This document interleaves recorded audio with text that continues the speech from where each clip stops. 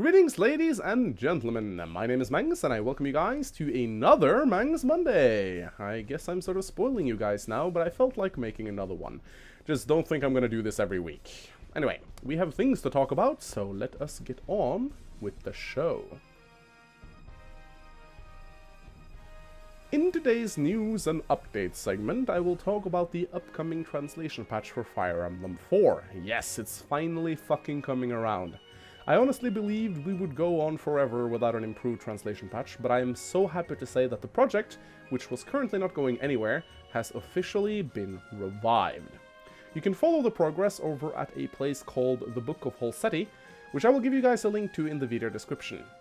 They got a new guy working on the patch and have already completed their scripts, but we still have not gotten a hint about when the patch will be released.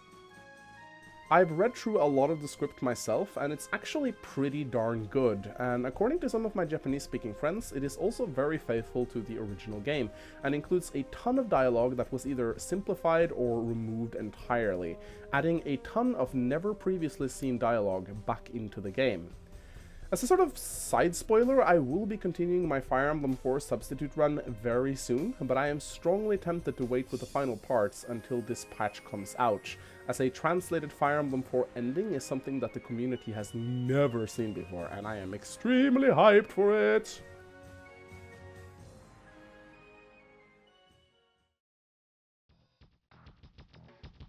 In today's featured Let's Play, I am actually going to be showcasing a single game of Advanced Wars from 2013 that deserves way more recognition. If you've ever played Advanced Wars 1 and tried to unlock Eagle, you are surely familiar with the excruciatingly difficult map called Rivals, which takes place after you've cleared the campaign and unlocked certain requirements. It features a friendly battle of Andy versus Eagle, and is pretty fucking tough on normal mode. And then there was the Advanced campaign. You thought Kambai's Error was tough? You haven't seen anything yet. Rivals on hard mode is considered the most difficult map in Advanced Wars history by far. Eagle literally outnumbers you 10 to 1, and while you have infantry and mechs, he has bombers and fighters. Furthermore, the map is fog of war and you have zero terrain to hide in. The developers who made this map probably made it as a cruel joke, a punishment for trying to unlock Eagle in the Advanced campaign. I'm not even surprised if they themselves thought it to be unbeatable and left it there as a prank to anyone silly enough to take it on. Still, Advanced campaign Rivals is beatable, and not only that, this insane person even managed to score an S rank on the bloody mission, defeating it in 17 days. There are times when after 10 years of playing a game, you think you're starting to get good at it, and then you watch shit like this and realize you're nothing but a filthy scrub. The guy behind this is named Esteban Mendez, though his channel seems relatively inactive as he hasn't put out any new videos in nearly a year. But I did look around a little, and he has put out quite a few other Advanced Wars videos as well, though none of them with commentary. At any rate, you should at least head over to his channel and watch this game, because it is quite enjoyable. Give him a like and a comment, because this style of play deserves way more recognition. He has split the game up into 3 parts, but the ending is quite hilarious, so I suggest you watch all of it. There are very few YouTubers who have attempted this mission on hard mode, and even fewer who has managed to do it on S rank, so it's quite a rare thing indeed.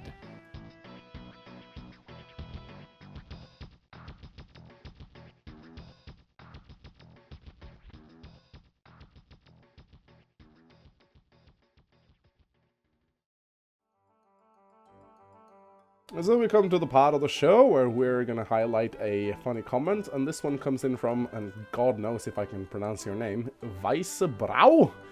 And he says, "Can't think of a witty comment, so I have to quote someone. You can't argue with a good blowjob, George Carlin." Yes. Oh, I was so happy when I saw this one, because George Carlin is one of my all-time heroes. He is so fucking good. Seriously, go watch his stand-up. He's dead now, but he is definitely one of the greatest comedians to ever grace this earth. The guy is just a fucking genius, and he's very spot on. You can't fucking argue with a good blowjob. Good job, dude.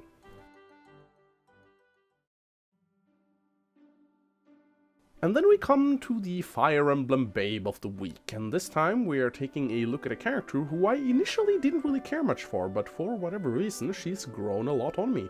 This time we are taking a look at the busty divine dragon Tiki. Befitting of her heritage, the best word to describe this chick is simply divine? And hot and sexy. Anyway, I really like Tiki's design. Sure, some of you people may call her a little bit over-sexualized, but seriously, what's wrong with a little bit of sexiness in our Fire Emblem games? I think some of you guys just need to calm the fuck down and appreciate boobs. Tiki is gorgeous, and she has an amazing figure and wears equally amazing clothes. I mean, Jesus, those stockings. Oh. It also helps that there's tons of amazing art of this babe out there, so I actually had difficulties deciding what to pick. An added bonus with Tiki that certainly adds to her attractiveness, other than having the biggest boobs in Awakening, is that after 50 years of you being married to this woman, she still looks this hot. If that isn't any man's dream, then I don't know what is. And then we come to the part of the show where we read the mail. Okay, so the first mail comes in from Omar Morales, and he says, "Hello Mangs, my name is Omar, BlueTetri619 on YouTube and everywhere else. And I've been a sub since last year? I can't remember exactly. Anyway, I love your content and style of humor, and I have a few questions for you if you don't mind." Well, I don't mind, that's kind of the purpose of this segment. Anyway, so he has 3 questions for me, and I'm going to be answering them one by one. Number 1. What are your top 5 video games of all time? Oh my god. Okay, so I'm not going to include Fire Emblem and Advanced Wars, even though they're kind of obvious. So I'm going to give you guys my list of my top 5 favorite video games of all time, in no particular order, mind you. So number 1, Planescape Torments. I actually have a very short Let's Play of this on my channel. I think it's like 3 or 4 parts long, but it was so fucking text heavy, it was really difficult to make. This game has the best story I've ever seen in a video game. It's very text heavy, the game is very clunky and outdated by today's standards, but if you have any love for the old school RPGs, you should definitely go play it. You can get it on goodoldgames.com. I can include a link in the video description if you want to go and buy it. I think it's like some $5 or something. It's super cheap, seriously. You can go and buy it, don't pirate it. And yeah, this game is just fucking amazing. I love it to death. It's kind of like reading a book because there's so much dialogue, but that dialogue in itself makes the game feel very fleshed out.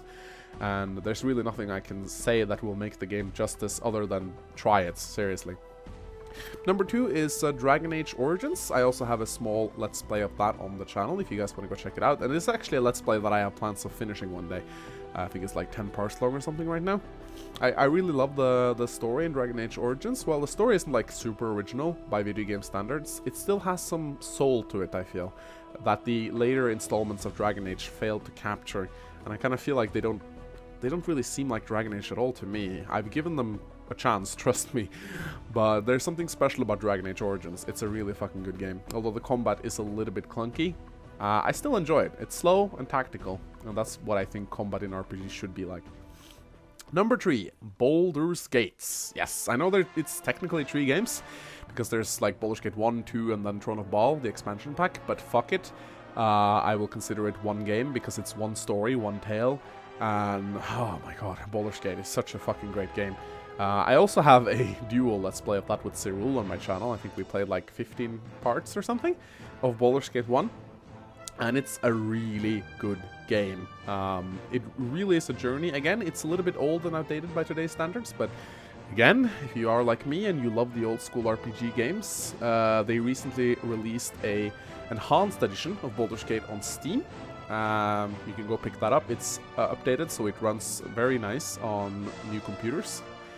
And it's pretty cheap too, so I definitely recommend you go get it if you have any love for that. So I'll link both to the Let's Play and the Steam sites in the video description if you want to go buy it. So I'm kind of advertising now, but you asked me to promote my 5 most favorite games, and I am very passionate about these games.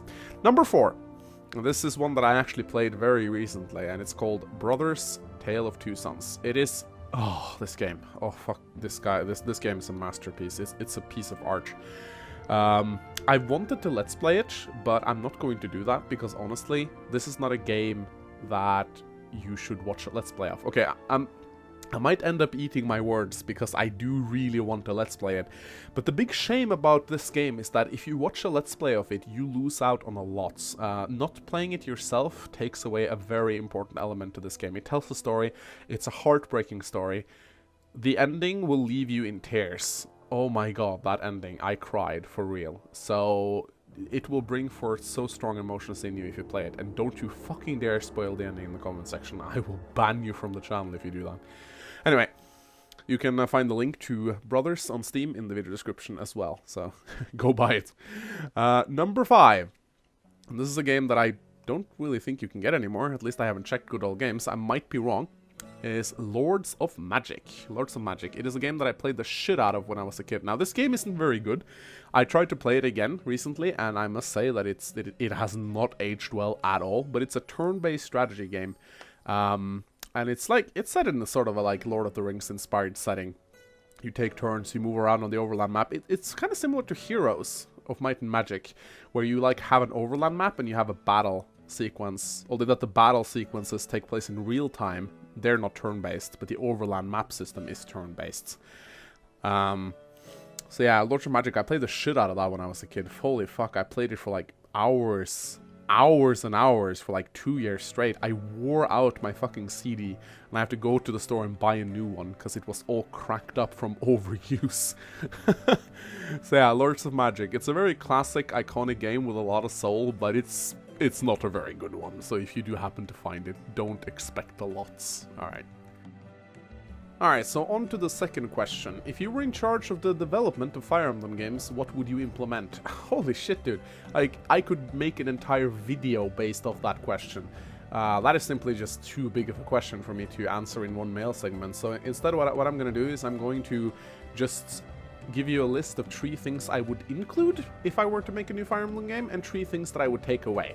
So, if I were to develop a new Fire Emblem game, Fire Emblem 15, I would include the following things. Number 1, I would include leadership stars, the Tracia 776 style of leadership stars. We haven't really seen them in a very long while, except for Radiant Dawn, but they were really horribly implemented there, in my opinion.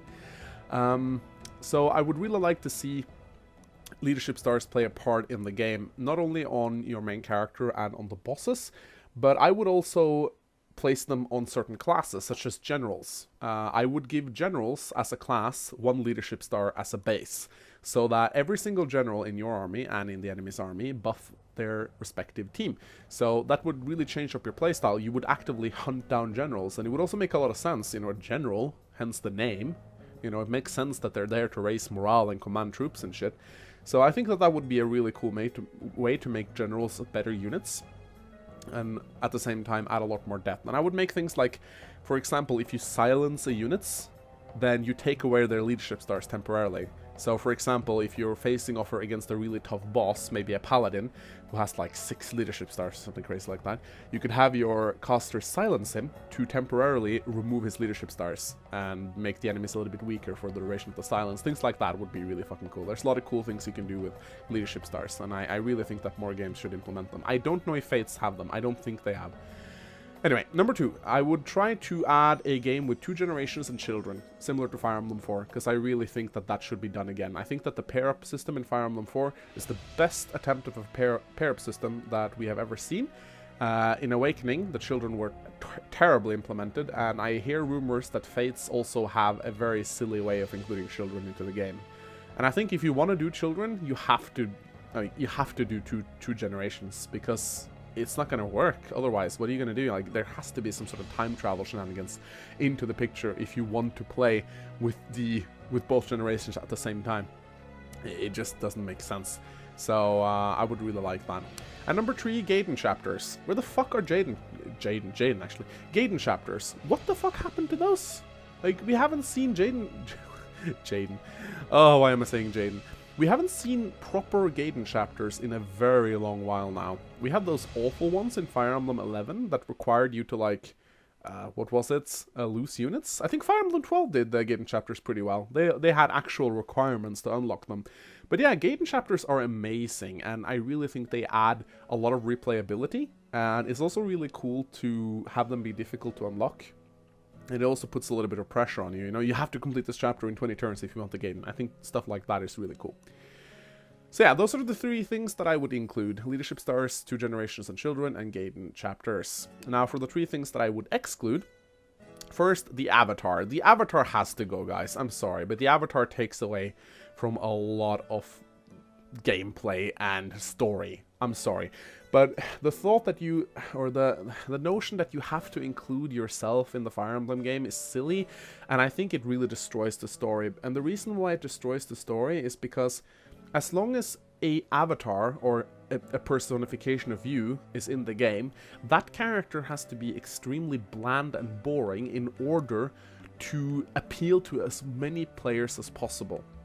Now, I would have loved for the avatar in Fire Emblem Awakening to be a crazy lunatic, but that just doesn't work, you know? He has to be neutral, he has to be very, like, on spots, very, very, like, Mary Sue-ish, if you know what I mean. Or else people are not gonna like him. And as long as that person is in charge, then the story just can't evolve, in my opinion. And also, like, it's why I think that Chrom was such a weak Lord in Awakening, because the Awakening stole all his spotlights. Because the Avatar, like, as long as the Avatar was there, he had to do and say the cool stuff. Like when they sent the boats into the other boats and they exploded. That was a really cool moment. But of course, it was all because of the Avatar. I just think that the Avatar needs to go. I don't like it. I can't relate to it because it's bland and boring.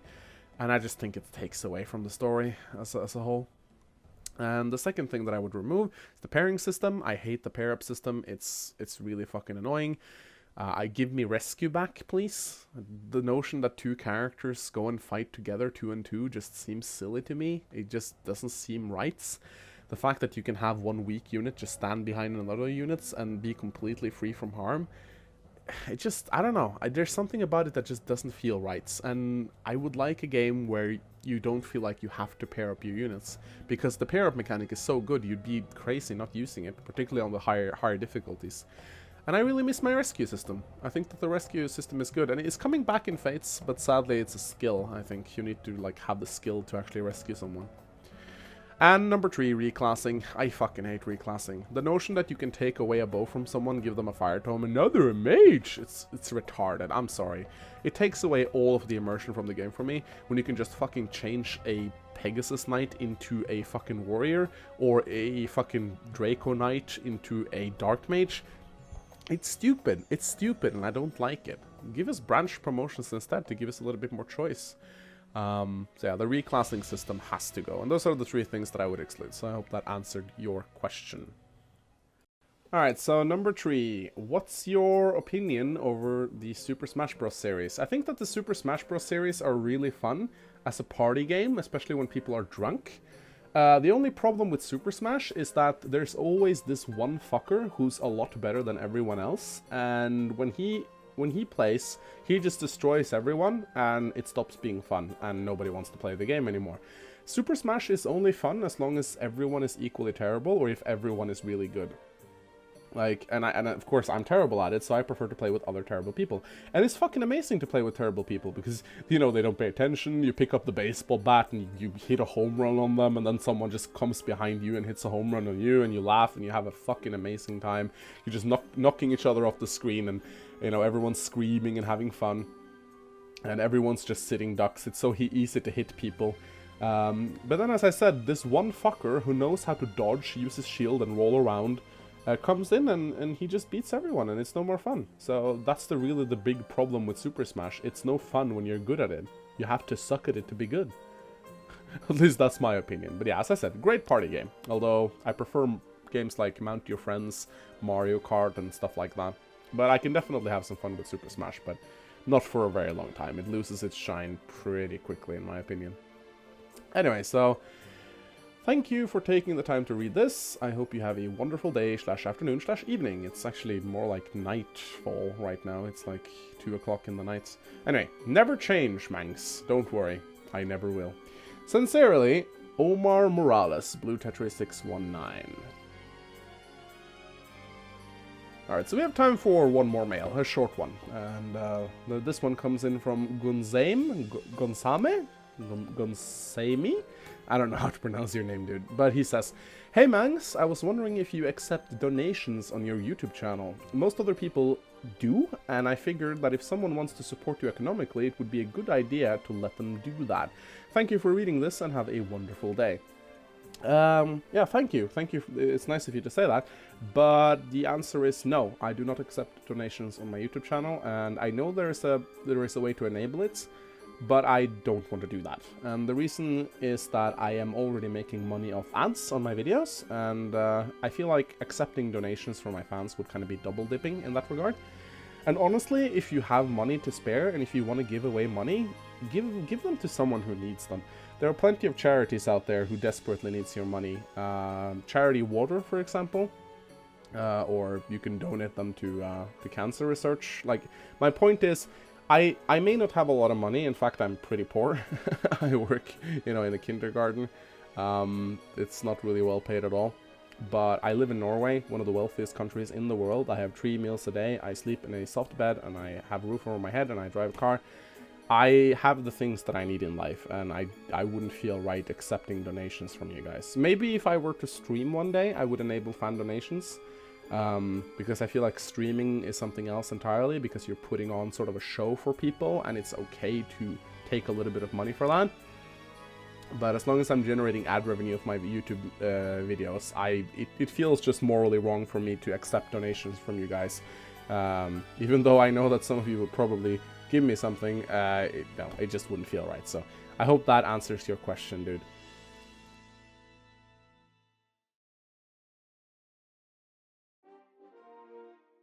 Alright, ladies and gentlemen, that sums up this week's edition of Mangs Monday. I hope you guys enjoyed the show.